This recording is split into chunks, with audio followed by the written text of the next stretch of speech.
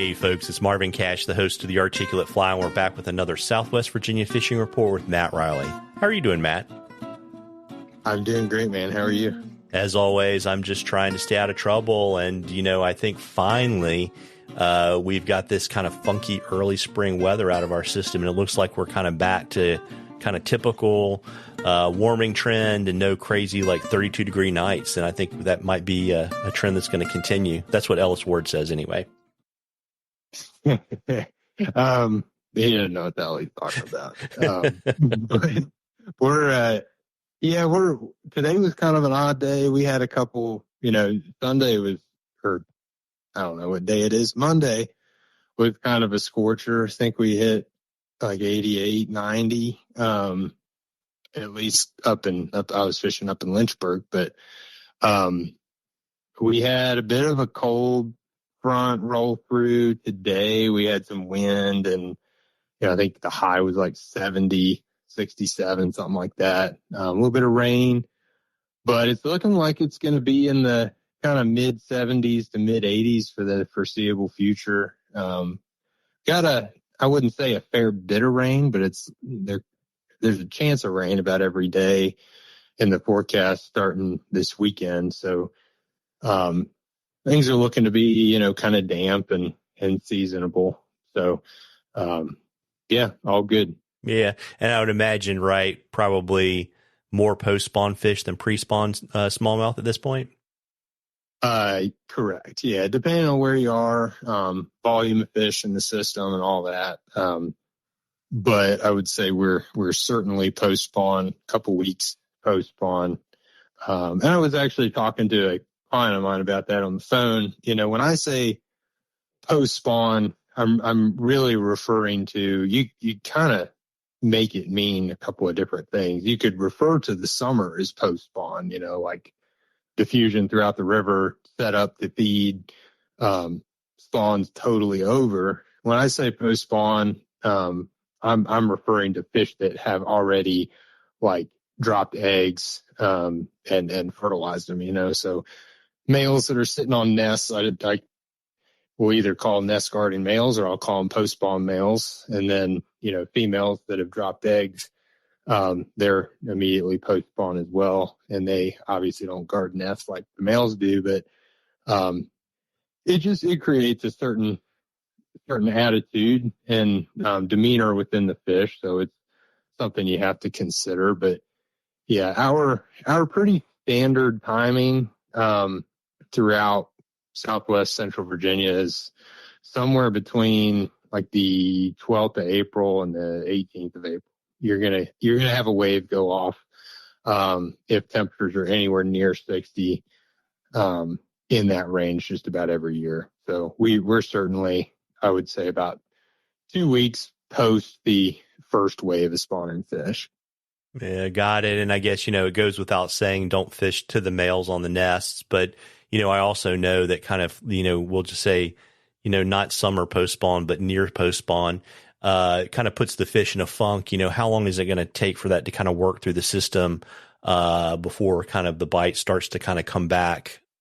Yeah, it's again, it might be more information than you want, but this is just what goes through my head every day, and it's valuable context because a lot of people don't know what they're looking at. Males on nests are guarding, and they don't really do a lot of actual eating. I mean, they will eat something that comes near their nest, or they'll just pick it up and try to move it, or they'll try to kill it or just whack it or something. But a lot of times what you get from those fish are just, you'll toss your fly, whether it be a streamer or popper or something, up into an area with a nest in it, and you'll get this fish just kind of lazily following it out. And that can be frustrating if you don't know what you're looking at, because it seems like, a fish just followed your fly and didn't eat it. But really what it is a fish that's just not really actively feeding and has other things on its mind. And it's just kind of seeing a potential predator out of its zone. Sometimes they'll come over and eat something or mouth it, and you just get this kind of uninspired take. And, it's very easy to catch guarding males if you don't know exactly where they are. So generally speaking, this time of year, I just encourage people, and I try myself, to just fight fish as quickly as possible and put them back. Don't keep them in the net for 5 minutes and take a bunch of pictures and, just kind of be done with it. But the females, and when a male gets on a nest, it'll be, it'll be 2 to 3 weeks about 2 weeks before you have fry swimming up. And then, probably a month very safely, before they're back out in the river with no parental responsibilities. And that goes for, all of them. The females, once they spawn, they're just, pretty tired, lazy. And they'll hang near those spawning areas, but they're going to be tough to locate if you don't know exactly where. And it can be very specific places where they'll kind of hole up. And they can be tough to feed because they are just, they don't have a lot of energy. They're not real actively chasing things down. And so in order to find those bigger fish, there's, all the 20 plus inch fish in the river system are going to be females for the most part. In order to catch those fish, it's hard to do it consistently unless you just have a lot of really good data. Post spawn, you generally have to slow things way down, and fish to some specific areas. And that, that'll last a couple of weeks, basically just long enough for those fish to kind of get their strength back and kind of integrate back into the greater river system. So a couple weeks to a month, basically, before it's all said and done. And before that, you're just kind of fishing other areas. You're fishing one area I tend to find a lot of those post-spawn females is kind of more mid-river, vertical, fairly dramatic structure. And,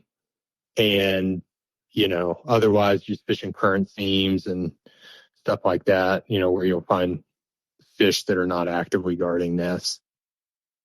Yeah, got it. And got a question for you from Josh. He wanted to get your thoughts on key river indicators that tell you to start focusing on topwater fishing. Yeah. Okay.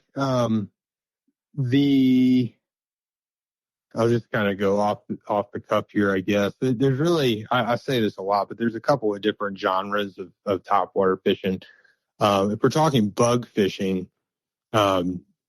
which is generally a fairly passive, finessey kind of tactic. One, it's real helpful to have bugs out and about. I know I saw the first, dragonflies, damselflies of the year in the last 2 weeks on my rivers. And so that's significant. But, certain smaller rivers, you've got some big kind of drake mayflies flying around a lot in the spring, caddisflies even earlier in March. If you're fishing a small creek or stream in March or April and you have pretty shallow, clear water, it's not out of the question to think that you might be able to catch some fish on topwater flies. And so, certainly looking for the presence of bugs. Water temps that are generally, depending again on how big or deep your river system is, a pretty shallow river system, you could probably start fishing in the 50 to, I'd say probably 55 to 60 degree range.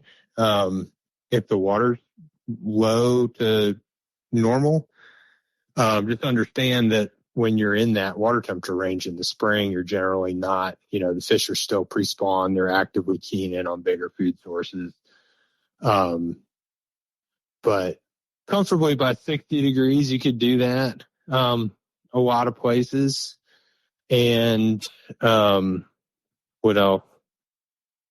Just, seeing surface activity, just kind of basically if you're out there in February, you're generally not seeing sunfish and bass and stuff hitting the surface very often. But, come May, you'll start to see some of that stuff. So if you see activity on the surface, that's a good indicator as well.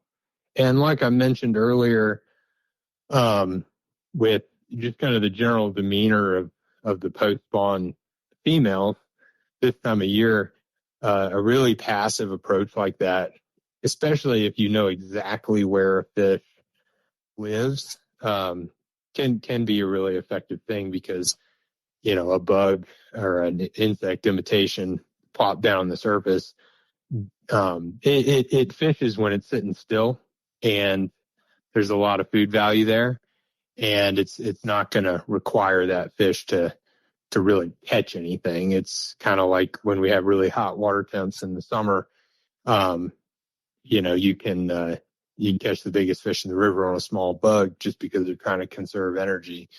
So that's another, indicator, I guess you say.